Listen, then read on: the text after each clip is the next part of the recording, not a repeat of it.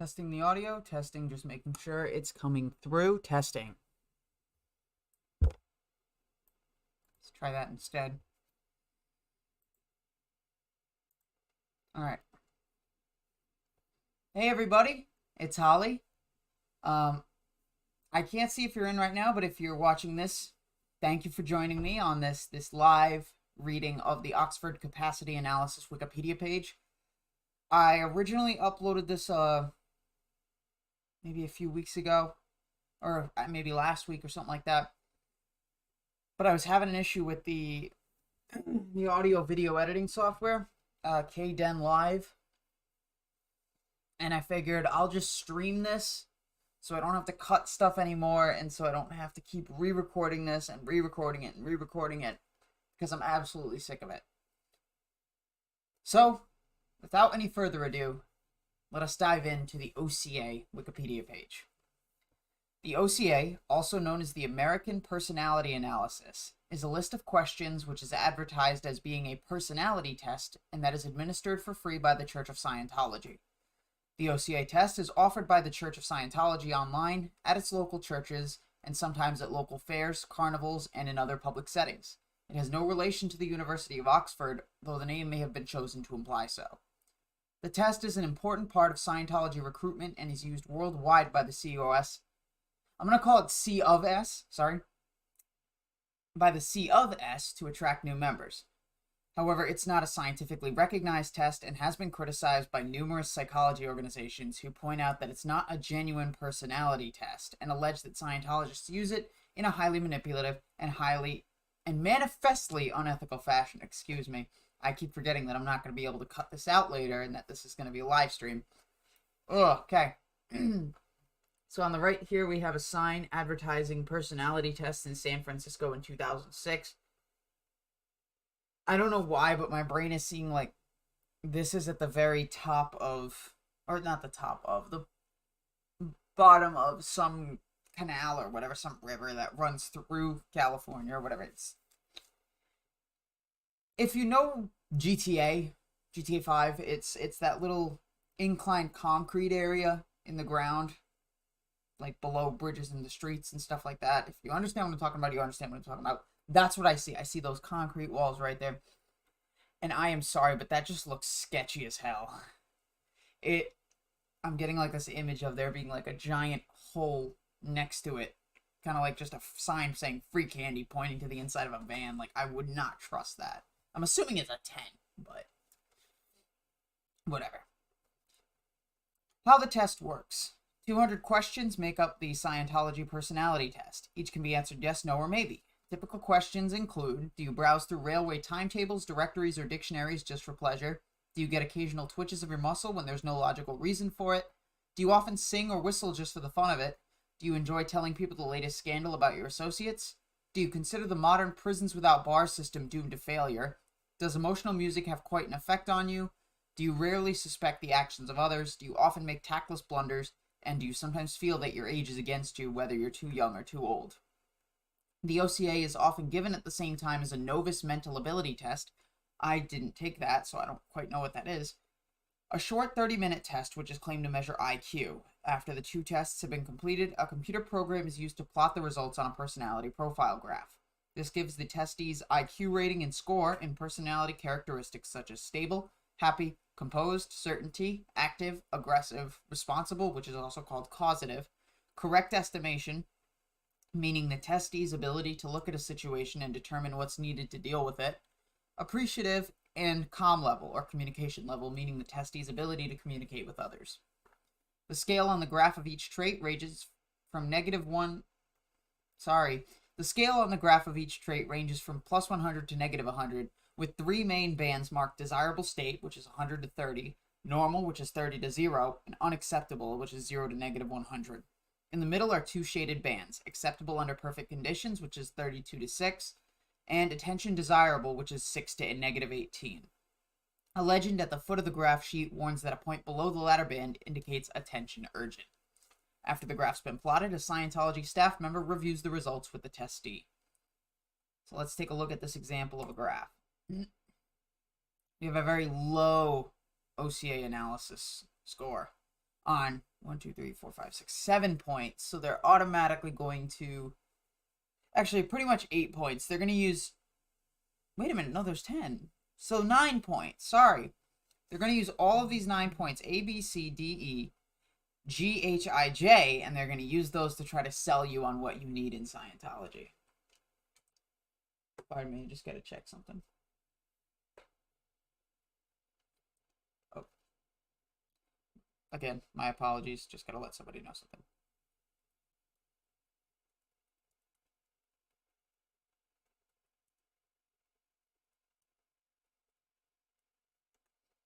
Okay. So, development. Even before the C of S had fashioned its own test, founder L. Ron Hubbard made personality tests central to his religion. In his 1951 book, Science of Survival, he recommended the use of existing psychometric exams, including the California test for mental maturity. In the mid-50s, the project to create Hubbard's own test got underway. He commissioned a longtime follower, Julia Salmon Lewis, to produce one. Her first effort, the American Personality Analysis, or APA, failed to satisfy Hubbard. So in 1959, he asked a friend and fellow churchman, Ray Kemp, to broaden the scope of the test. Wrote Kemp, Ron asked me whether it would be possible to write a test that was more general in nature and would enable him to see in the test what he was looking for.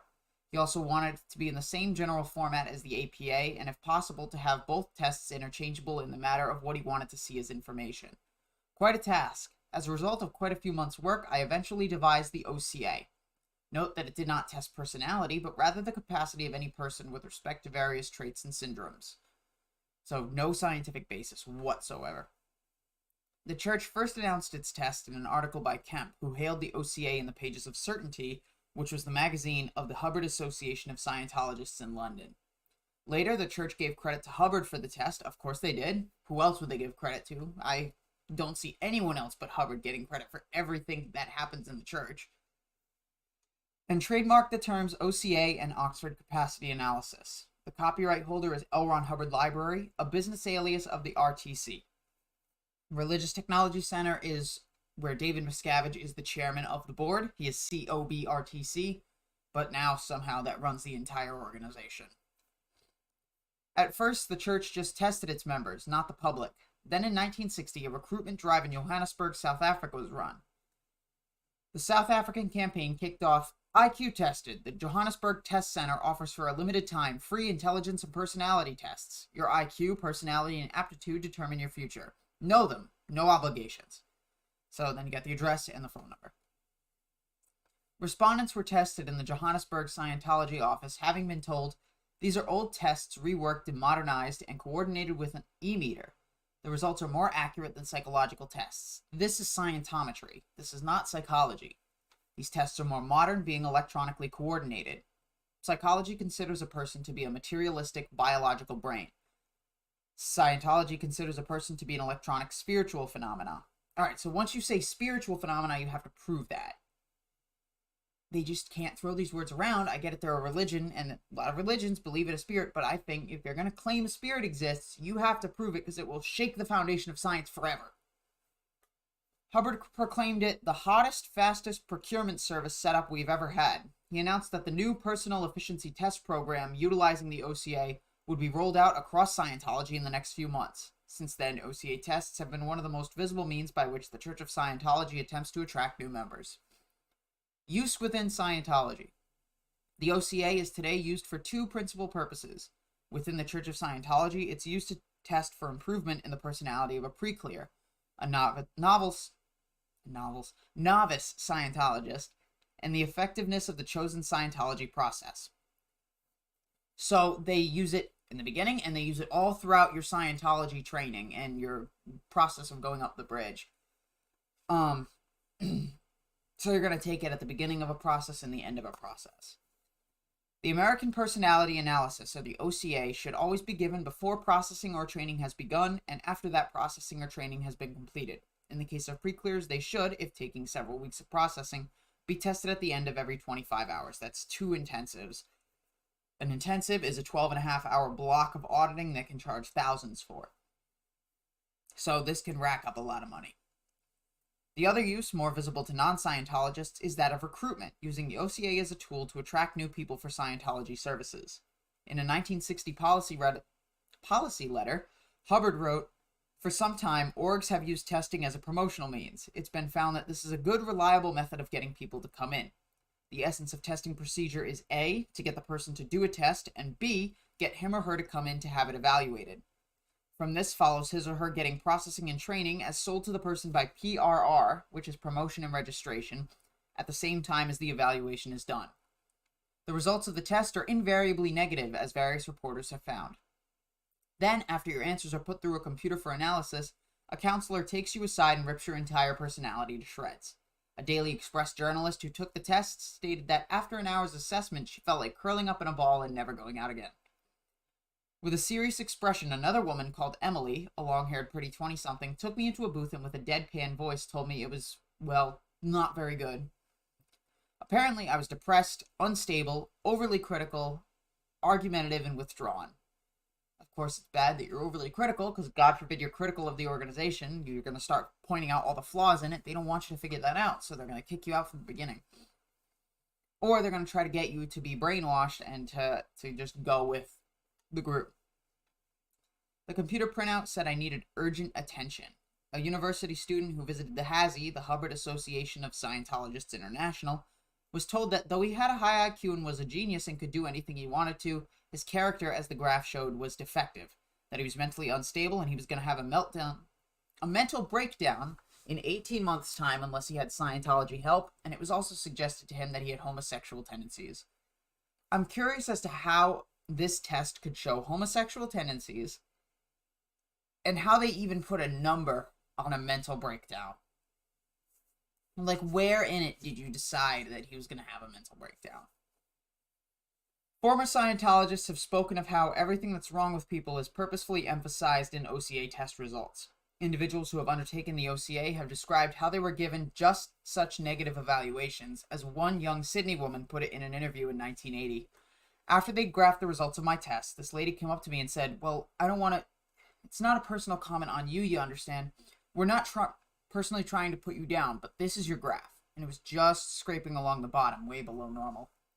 Then another lady came by and talked to me about doing a course with them because though I had an abysmal personality, they could fix it. They could scrape me up from the bottom. She hit on a few nerves that were really sensitive at the time. I'd split with my boyfriend. I'd only just moved into a place of my own. I didn't have a job. I didn't have any money, and I was feeling really lonely and insecure. Hubbard advised that the hopelessness for the testee's predicament, or ruin, as he put it, should be emphasized by the tester, who could continually state that Scientology services are what is necessary for the situation to be salvaged.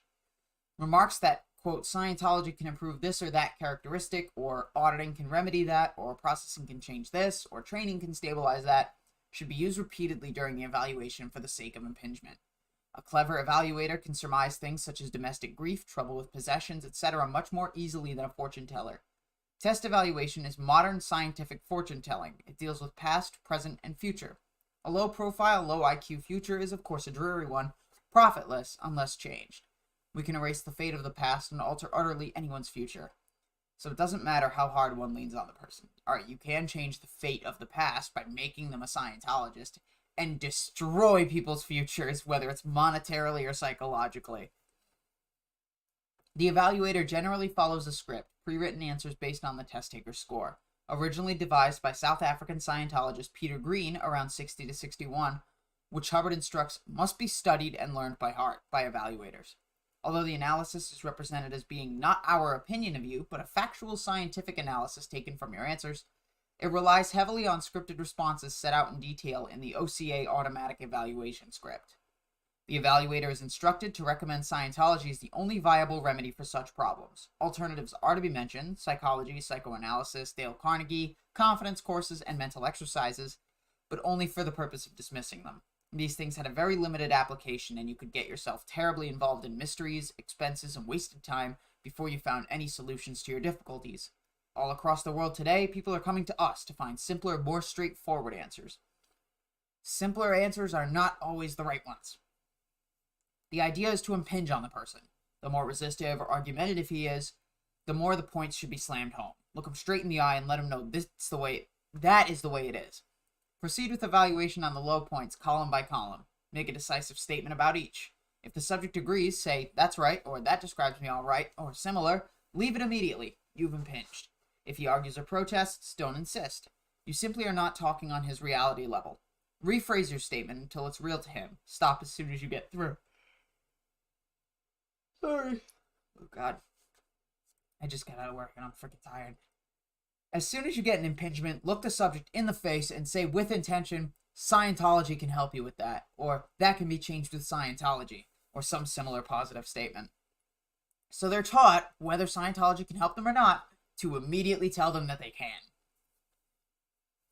The vehemence with which OCA test evaluators attempt to impinge has attracted comment from non-Scientologists who have undergone the test. Writing in 1970, a British psychologist who underwent the test noted that the staff member who had scored the inventory expounded the extreme scores with some urgency. He avoided questions on the meaning of the scales, dismissing as irrelevant the trait words at top and bottom, yet he invested the points on the scale with immense importance, almost of a charismatic nature.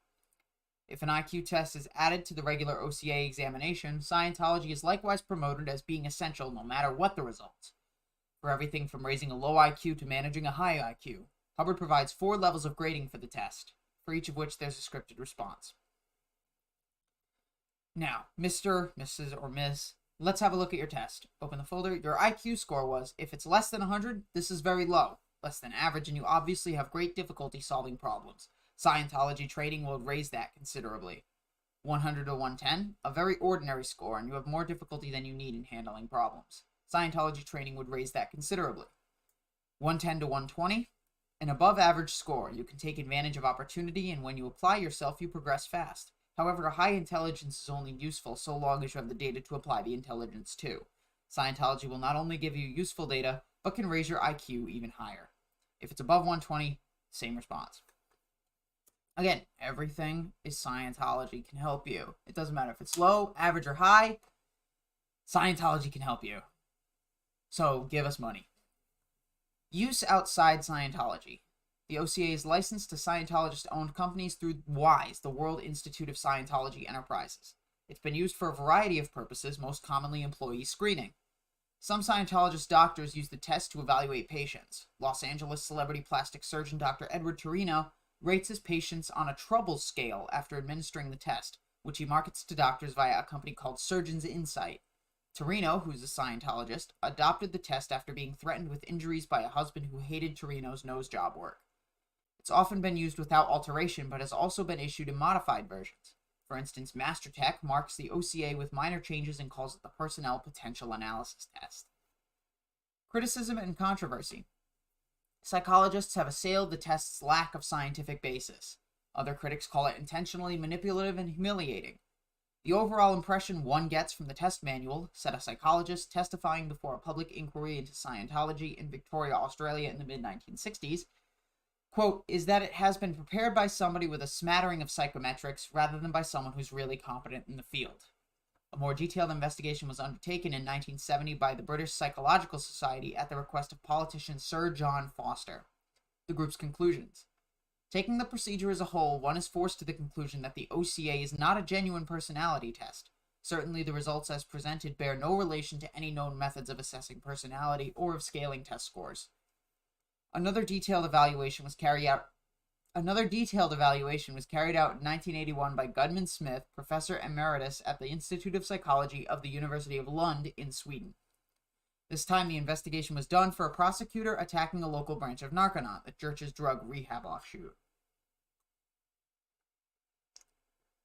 Smith cited numerous methodological and empirical flaws in the OCA, describing it as a terrible mess, and concluded, in translation from the original Swedish, the OCA consists to a high degree of unclearly formulated, ambiguous, or misleading questions. It's used as a foundation in a non-specific way for an individual evaluation in 11 dimensions, partly incoherent or openly judgmental as a whole diffuse. In view of the weaknesses also characterizing serious instruments of this type, this instrument must be regarded as completely unreliable. The OCA also came under scrutiny in Queensland, Australia in 1990, when it emerged that scores of people had lost their jobs after a Brisbane-based personnel management company had given them poor OCA evaluations, using such brutal terms they can read like character assassinations. leaving employers with little choice but to fire the staff. So companies are using this to determine whether or not to fire their staff. The Australian Psychological Society denounced the OCA as downright dangerous, commenting that, "We've had a look at their tests, and if you didn't know better, they look credible. These tests are saying people are acceptable or unacceptable, but really there's nothing in them to allow you to draw that kind of conclusion. It's the interpretations that are bogus. They are drawing arbitrary conclusions that simply aren't warranted." The C of S has reportedly been unable to produce information to substantiate the validity of the OCA. This has attracted criticism from the Burroughs Institute of Mental Measurements in Lincoln, Nebraska, which produces the Mental Measurements Yearbook, the industry Bible for psychological tests. According to the Institute, any group should include information that substantiates the use of its test. If they can't, then it doesn't meet the standards for educational and psychological tests. So a lot of organizations have denounced this test completely, calling it garbage. And they still present it as if it's scientific. Alright, give me 1 second. My dog's being a pain in the ass.